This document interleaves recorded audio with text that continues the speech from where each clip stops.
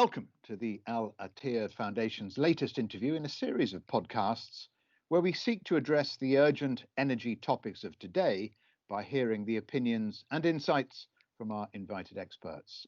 The Al-Attiyah Foundation is an independent think tank aiming to provide robust and practical knowledge and insights on global energy and sustainable development topics and communicate these for the benefit of the Foundation's members and community. Providing access to sustainable energy remains one of the top priority issues in the global sustainability agenda. This will even be more so during the period of economic recovery after the coronavirus pandemic. Before the outbreak of coronavirus, substantial progress has been made in the pursuit of the goal of providing access to sustainable energy for all. A recent annual energy progress report 2019 tracking UN SDG 7 issued jointly by the IEA, IRENA, UN Statistics Division, World Bank and the World Health Organization chronicles progress towards Sustainable Development Goal SDG 7 at the global, regional and country levels. The report indicated that the global population without access to electricity decreased to about 840 million in 2017 from 1.2 billion in 2010. Renewable energy accounted for 17.5% of global total energy consumption in 2017, up from 16.6% in 2010.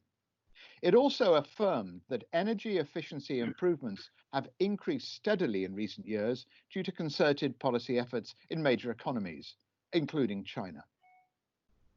A lot has been seen, written and said about the devastating impact of COVID-19 on all sectors, including the energy sector. The pandemic has led to a crash in the global energy market and consequently denting the progress made towards achieving the goal of universal access to affordable and clean energy by 2030.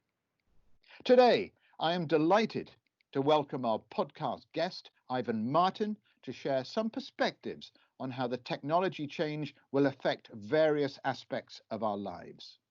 Ivan is the chairman of the Orchestra Basque Institute of Competitiveness. The institute researches many aspects of regional and international competitiveness. Previously, Ivan was the vice chair of energy practice of BCG and its global leader for a number of years. In 2013, he was named as one of the top 25 most influential consultants of the year by Consulting magazine. So who better to talk to about the energy and environmental issues of the day? And if we are indeed heading towards a new normal, whatever that may mean. So good afternoon, Ivan, and welcome once again to an Al-Attiyah Foundation activity. Good afternoon. It's a real pleasure for me to be participating in this webinar. I really would like first to congratulate the Al-Attiyah Foundation because of all the good work that they are doing in order to promote the discussions around the energy issues. And also I would like to congratulate it for something that you said that is very important, who is ensuring or helping to provide sustainable energy for all. As also a member of the Energy Access Platform, this is an issue that really concerns me, and I think it's very important that we raise the flag and we remind people about all these individuals around the world or citizens that have no access to electricity or have no access to clean cooking. Having said that, I mean, let me start a little bit by describing what we do at Orchestra, the Basque Regional Institute of Competitiveness, where we are experts in sustainable regional competitiveness. And our goal is to generate knowledge about how to make regions more competitive from a social and economic and environmental point of view and increase the well-being of the society.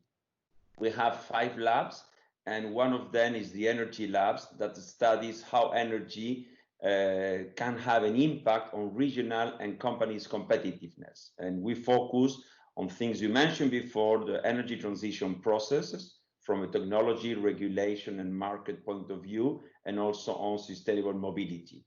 And right now, I mean, the kind of research we are doing is related with energy taxation, energy efficiency, the role of hydrogen, the drivers of electrical mobility, and the flexibility markets for distribution, amongst others. Okay, Ivan, well, that's setting out your stall. As the world slowly recovers from the pandemic and countries begin, hopefully, to gradually relax restrictions, we're hearing a lot, as I said, about, in inverted commas, the new normal, meaning that we should not expect a return to the normal way we knew before the pandemic. So basically, what does this new normal entail for the energy sector? Yeah. I think it has two dimensions. No, the one dimension is all the changes that we are going to have in the energy demand, and the other dimension is the implications for the energy companies. In terms of the energy demand, what we are seeing is that, I mean, passenger vehicles fuel demand is going to increase due to the fear that citizens have right now on public transportation, because they believe it could be dangerous and you can caught the virus. No, in maritime, probably there also will be some changes because global trade is being affected and the supply chains are becoming much more localized, and therefore demand for maritime fuels also may decrease.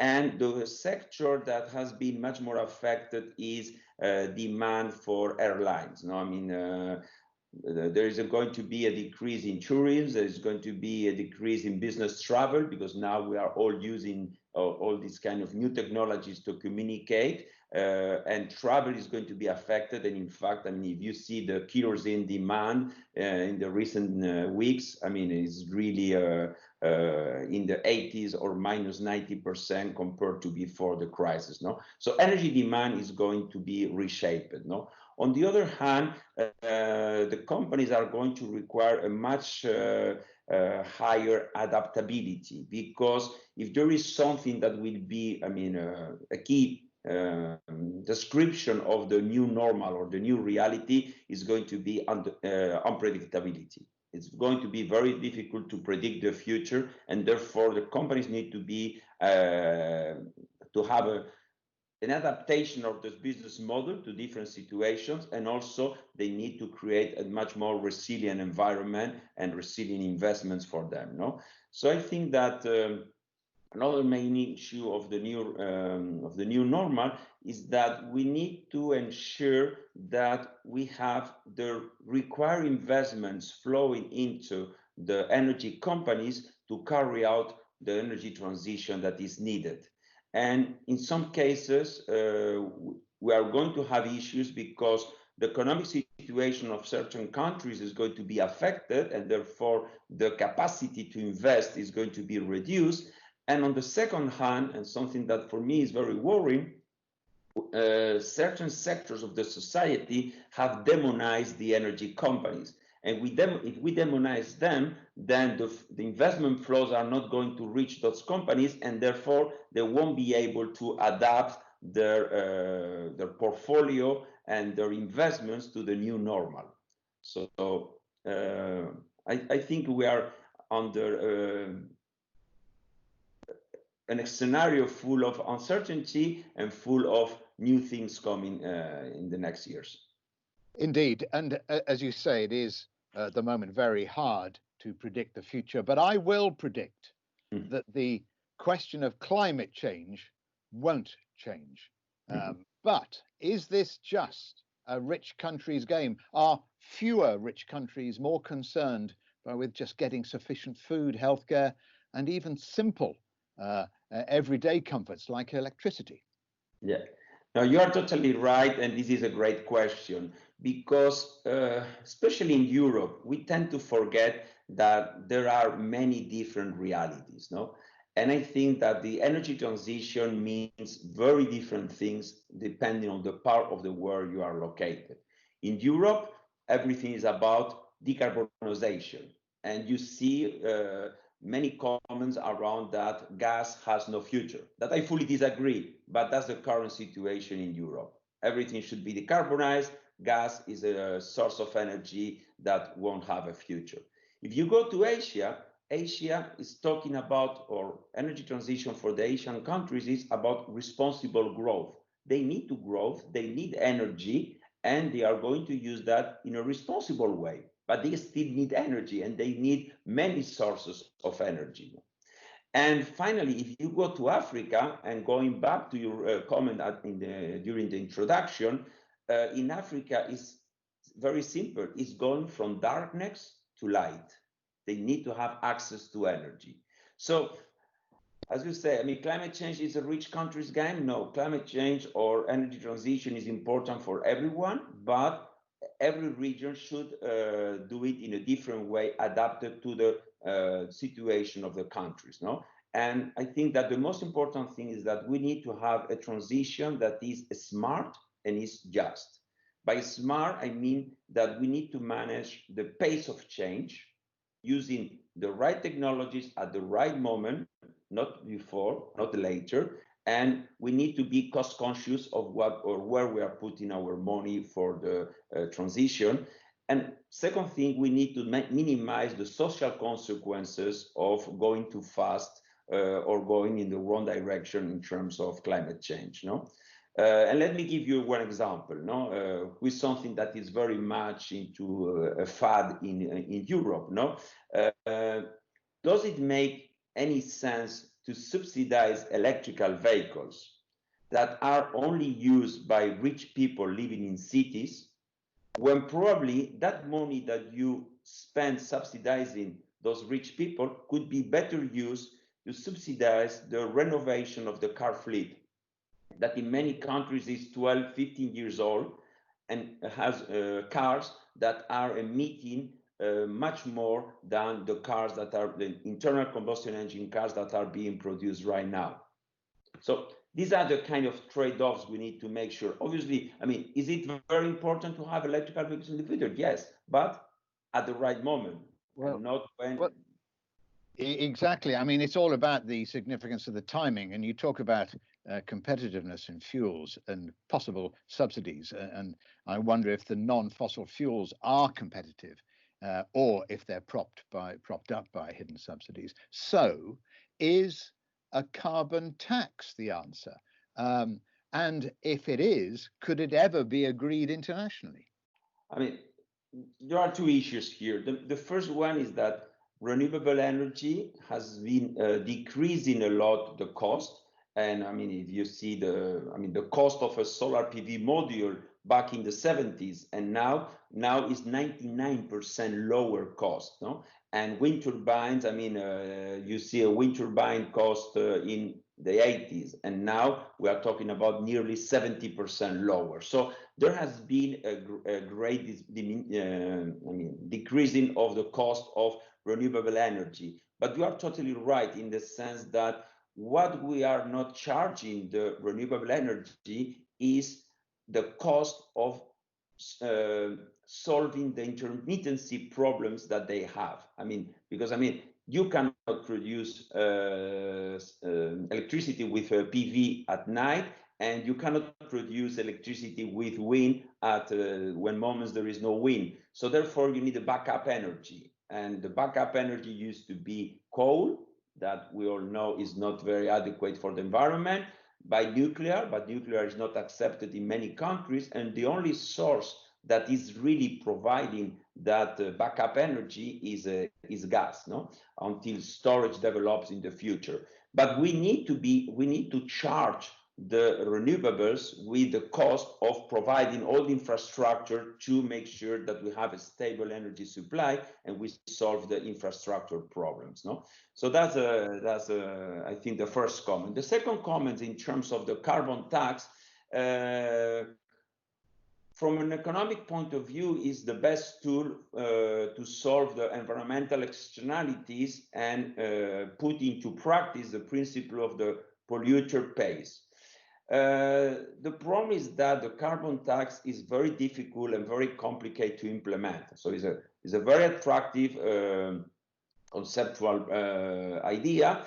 In some cases, it's really needed. For example, putting a carbon tax will facilitate the transition from coal to gas, because it will make gas even more competitive against coal.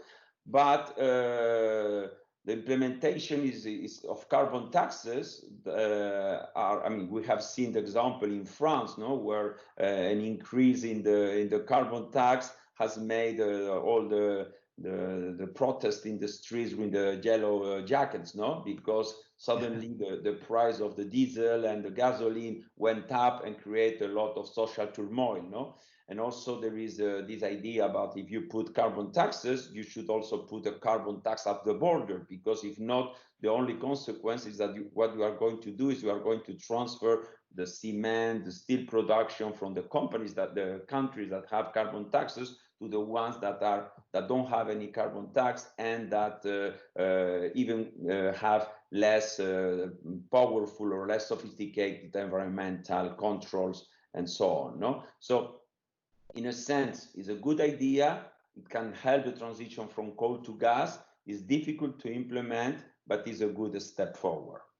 Okay, so we're talking about transitions from coal to gas, but what about hydrogen economy in all its various colors? Is hydrogen the clean answer? And if it is, what would the cost of that be? Electrolysis of water seems a very inefficient way to generate hydrogen. Yes, I mean, hydrogen is at this point in time more a very attractive bet rather than a real answer. I think green hydrogen, with an average production cost around $5 per kilogram, is far from being competitive against gray or blue hydrogen and against other alternative sources.